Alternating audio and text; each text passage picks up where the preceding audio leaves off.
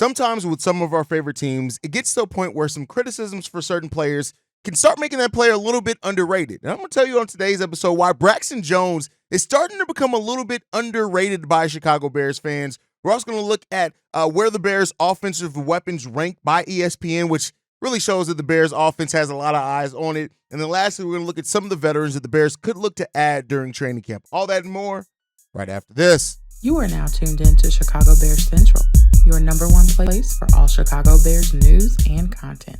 What's going on, Bears fans? Welcome to another episode of Chicago Bears Central, your number one spot for everything Chicago Bears related. I'm the host there, Haize, but more importantly, you guys can follow the channel at Chi Bears Central on every social media platform we happen to be on. With that being said, let's go ahead and get into this content for today, y'all. So I want to start off talking about Braxton Jones. And, one of the things when me and Bobby did our episode the other day and talked about Bears players that could break out, Bobby listed Braxton Jones. And surprisingly enough, there was some reaction for him, and not as much as I kind of expected.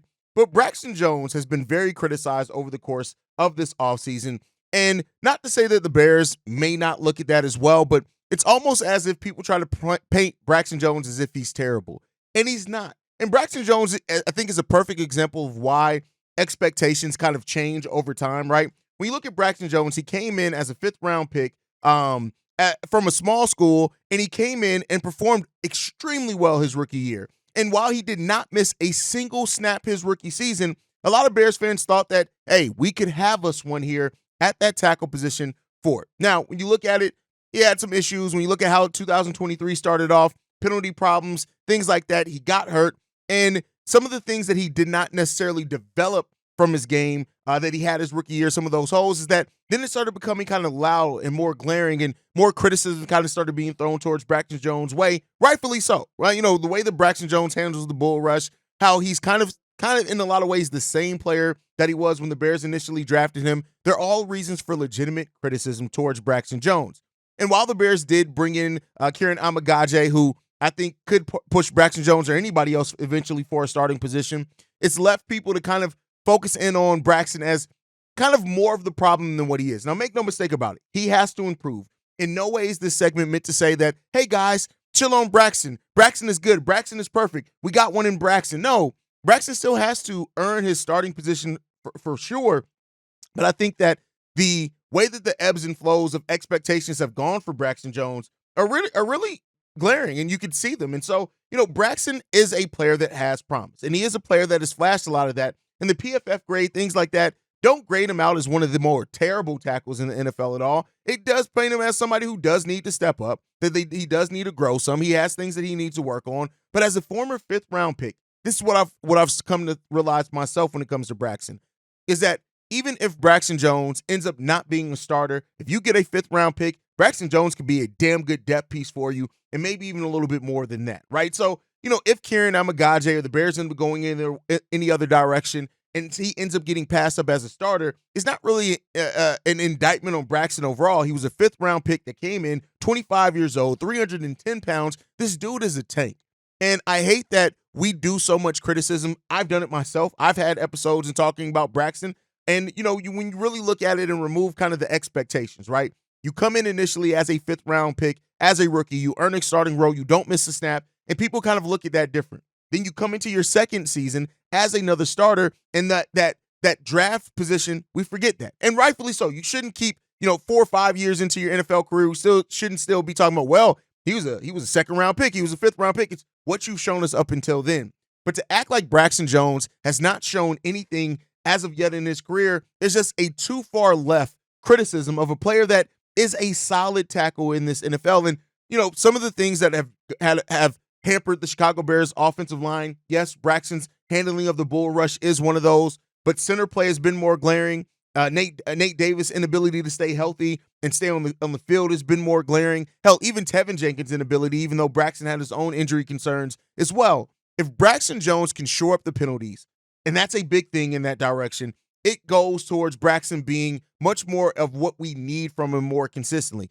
And like I said, this is not in any way to say that Braxton Jones does not need to grow, that he does not need to develop, and that he could very well get passed up here in the next couple of years as that starter. He can, and it may very well happen. But at the end of the day, it still comes to Braxton Jones isn't the biggest issue for the Chicago Bears on the offensive line, and he still does. And I think it says something that the Bears did not look to upgrade his position. They brought in some players that can also play that, but they didn't really bring anybody in who's clearly just pushing him to try to take that starting position away from Braxton Jones. And I think that they do have still some faith that Braxton can still develop. He's still a very young player. He's still very young in his NFL career. And I think you got to give him some credit, man. That's my personal opinion. That's how I view it. But not everybody has to view it that way. I get, like I said, this is not to say that the criticisms around Braxton Jones are correct. But I think sometimes as Bears fans and as a fandom, we've taken those criticisms and we've expounded those to make it a little bit more than what it needs to be. But you guys can let me know what you guys think on that, as always, down below. Let's get into the next topic for today. And ESPN ranked the position groups again, but this time it took wide receiver, tight ends, and running back talent into effect. And the Chicago Bears ranked within the top 10. They ranked in landing at number 6, right outside the top 5. And I, for one, think that does mean that the Bears offense, as we've been saying for so long, has some of the best weapons that we've seen from this Bears team in a very long time. The Bears have, at their disposal, a lot of talent. It's up to Shane Waldron and how he uses it and how these guys fit and mesh together. And for that matter, how much Caleb Williams, as a quarterback can take advantage of those guys as well. But we're seeing that the Bears offense is being looked at differently. And I think that is being looked at differently in the right direction. DeAndre Swift, Keenan Allen, Gerald Everett, Rome Odunze. You add that to DJ Moore. You add that to Cole Kmet, right? Khalil Herbert's still back there. Roshan Johnson. Like, this team has tons of talent, and here it ranked right outside the top 10. And you guys know, I would love to see this Bears, in fairness, have a defense and an offense that rank in the top 12 in both. And maybe the Bears don't quite achieve that in the first year of this team coming together and a rookie quarterback, but they have the makings of that. One of the bigger questions is, can the offensive line support the Bears being able to do that? And how well does Shane Waldron use and approach these weapons that he does have? But I do think the Bears have, it really is a new phase for the Chicago Bears. We've always been behind the 8 ball offensively from the league. And the Bears are becoming a more modern offense and starting to catch up with where the rest of the league is. And I, for one, think that that's a good thing. And I think most Bears fans do as well. It's just about, can they get there? And in this, they said this. There's only been 2 years since the Bears were starting Velus Jones and Dante Pettis at wide receiver. Things have turned quickly. I'm not sure if Keenan Allen, DJ Moore, and Rome Odunze form the best trio of wide receivers a quarterback has had during their rookie season, but it can't be that far off. And that is why those expectations are there for players like Caleb Williams. What Ryan Poles has built here, and I know he has his own detractors, and there are some Bears fans, big Bears fans, that still doubt what Ryan Poles has done because the win success hasn't been there. And I, for one, get that. But when you look at how much turnover that this team has had and the fact that we sit in a place where we can literally look at this offense and look at the talent here and say, this is one of the deepest talented Bears offenses that we have seen, at least in 37 years on this planet. We've had some very talented offenses with some talent on it, but not the depth and things like this and the youth that we have here. And with a couple of signings, locking in DJ Moore more long-term, Rome Odunze stepping up, and that's not even to mention some of the depth pieces that we have, and like a Tyler Scott, if he does step up as well, if Roshan takes a leap up for the Chicago Bears as well, if those things happen, this is a Bears team that would have a level of offense that I just don't know if we've ever seen about. Now, it still comes through Caleb Williams developing and being what he's been rumored to be and earning that talent and showing that he can be a franchise-level quarterback. A lot hinges on that as well. But I tell you what, it's a lot easier to evaluate the talent of a quarterback when you look at the weapons that he has around him and say that these weapons are sound at almost every level. Biggest question on that offense is this offensive line. And of course, can it come together as well in reality as it looks like on paper? But we have such a really talented offensive group here that I, for one, just can't overlook. And I hope that it lives up to it, right? That's the most important thing, is that I hope in whatever happens is that this Bears team lives up to what we're seeing the potential that they can be on paper. It'll suck to have this team that we've all said is talented. And I know a lot of the more pessimistic people say, well, Bears fans get excited every year. And you're damn right we do get excited every year because, listen, we love this team. And you're going to try to find a reason and well, not find a reason, but you're going to believe in your team until you see otherwise. And you got to give credit. Not only did Ryan Poles go out and get more talented weapons, he also went out and got an offensive coordinator that you can trust. And so, overall, the Bears are going to have to show and prove. That's one thing. You can have all the talent on paper. Ain't shit won by having good guys and talent on paper. It's won by how that shit comes together in reality on that football field. And I, for one, hope that it is going to come together very well for the Chicago Bears team. And like I said, not all of it, but a lot does hinge on how quickly Caleb Williams develops. How quickly is it? And I know a lot of Bears fans have their own pace that they hope that Caleb can develop on and he can get to a level at a certain time. All I hope is that we get there. That's my biggest thing is, can we finally get there and finally have that quarterback that we look at and say, this is our guy. This is the guy that we're building around. This is the guy that's leading our offense for the next 5, 6, 8 years, right? We want that guy, decade plus. We haven't really had that here in Chicago, and Caleb Williams has a chance to break a lot of curses, right? And it comes down to you got to have the right situation around him as well. And Ryan Poles, for his credit, has tried to put this quarterback in the right situation. And so the Bears ranking number 6 in the weapons department, basically wide receivers, tight ends, running backs. Those are weapons. Those are skill positions outside of quarterback. We got to see what they're going to bring, but I like what we stand right now. And you guys can let me know what you think down below. Now, before we go, we know there's a lot of talk about what the Bears could do still remaining in free agency. Still have a little bit over $20 million left in salary cap space. And so the Bears could be looking to bring in some talent. And, of course, we talked about Yannick Ngakoue yesterday. He is probably the most likely candidate to come in. But shout out to Bears Goggles On and the writer here what was the writer's name? I apologize. I want to give everybody credit. Mike Luciano, who put together a list of sleeper free agents that the Bears could sign before training camp. And I think these are all players that kind of fit in different areas. First up, he does have edge Carl Lawson here. Now, this is a guy that we've talked about before. Still a very young player. I think about 27 years old is Carl Lawson. He's had seasons of having 8.5 and 5.5 sacks, 5 sacks prior. Last year, he only played 6 games. So there's definitely injury concerns there. But other than that, he's had another season of playing 7 games his second year in the league. But other than that, rookie year, 16 games. 2019, 12 games. 2020, 16 games. 2022, 17 games. So he's been a guy that has primarily been able to stay healthy. He still does have some health concerns around him.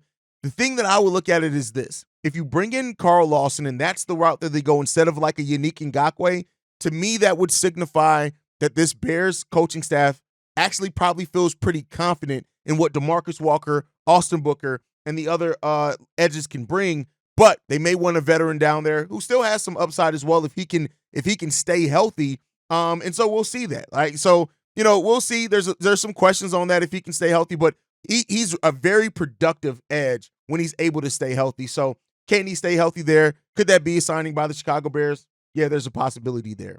Next up, though, they had defensive tackle Al Woods. Now, this is a guy that I don't think I've covered at all here. I don't even think I had on the radar. Now, he is an older player at 36 years old, and he turned 37 in March.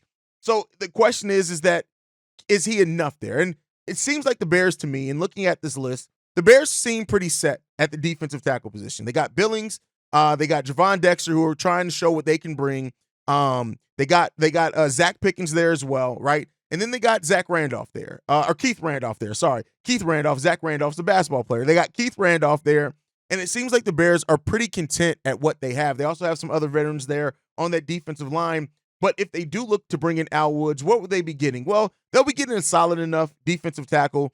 This guy's been in the league since 2010, so he's going into his 14th year in the league, 15th year in the league.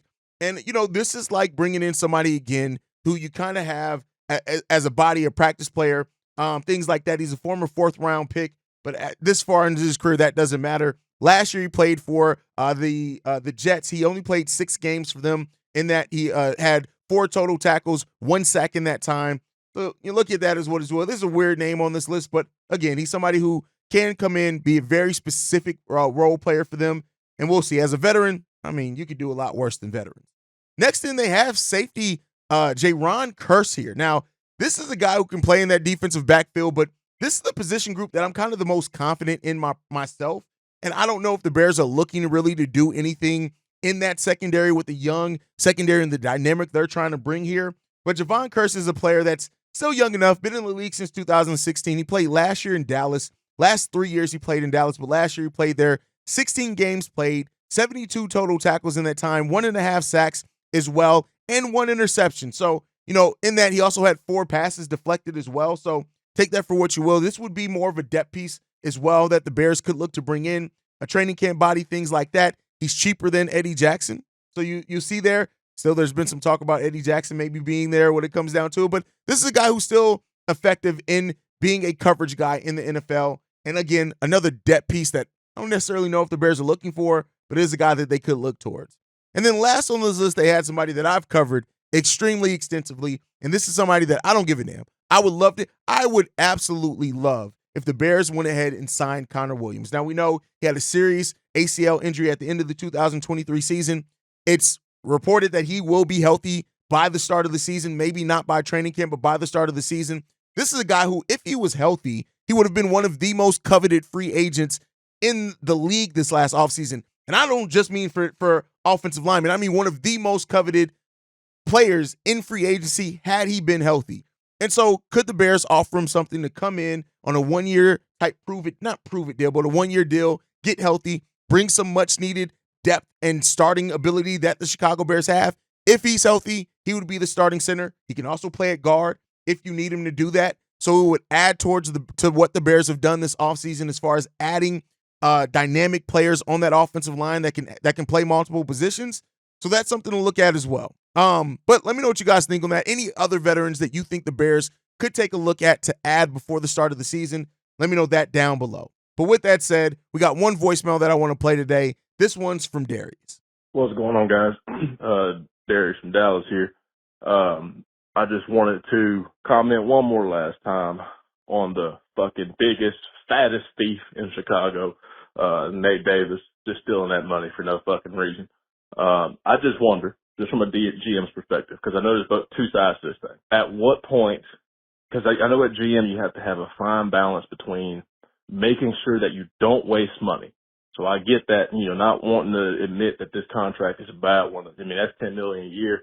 Might not want to eat some of that shit, so I get it. But where do you draw the line between that and culture? The culture you want to build on this young team, because we got a lot of young guys. The culture you want to build on this team is that the guys that show up for mandatory, non-mandatory, and come in there and bust their ass, you want to prove. I mean, isn't that the hits principle? I mean, show me how Nate Davis has been abiding by the hits principle. You can't have that sort of situation, where you got an offensive lineman in a team where we're really trying to rebuild that offensive line and have some sort of sense of culture in there. We're actually trying to turn this whole thing around. So at some point, you can't keep choosing money over culture. That's going to come back to bite you in the end, man. But let me know what y'all think about it. All right. So, listen, everybody has concerns about Nate Davis, right? And I get it, and I get why you have that harsh thing, but here's what I'll say. If Nate Davis does come into training camp, then we're all good at that point, right?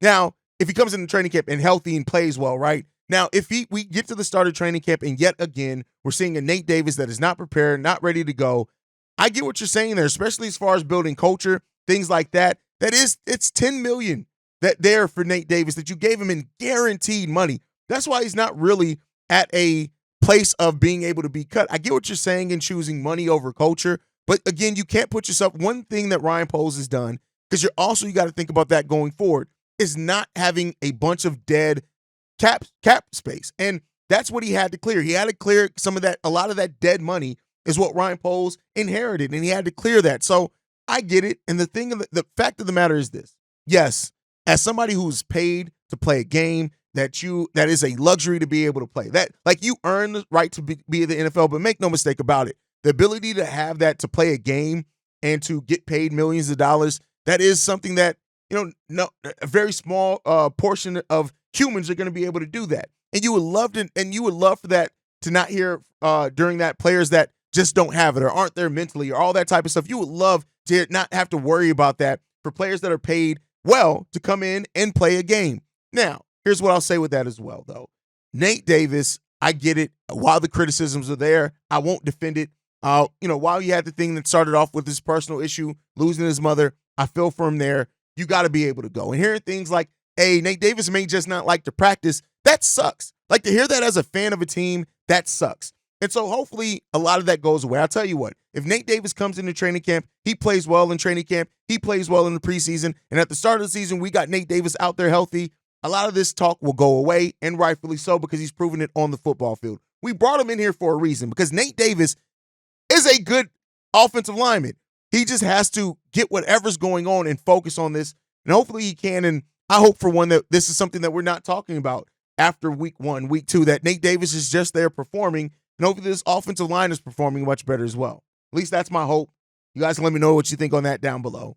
But that's the time for today, guys. Make sure you guys are following the show at Chi Bears Central. You can send us any feedback, questions, comments, concerns, ChicagoBearsCentral@gmail.com. Lastly, if you want to leave a text message and our voicemail for the mailbag, the number to do so, 773-242-9336. We are the number one spot for everything Chicago Bears related. And like I like to end every episode on, Chi-Town up, but Bear down. Love you guys. Peace, y'all. This has been a presentation of the Break Media.